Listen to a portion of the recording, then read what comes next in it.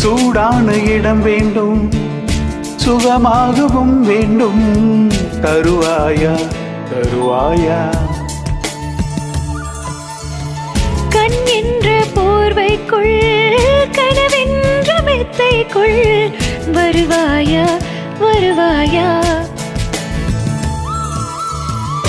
விழுந்தாலும் உன் கண்ணில் கனவாக நான் விழுவேன். எழுந்தாலும் உன் நெஞ்சில் நினைவாக நான் எழுவேன். முடிந்தாலும் உன் மூச்சின் சுட்டால் மடிவேன்.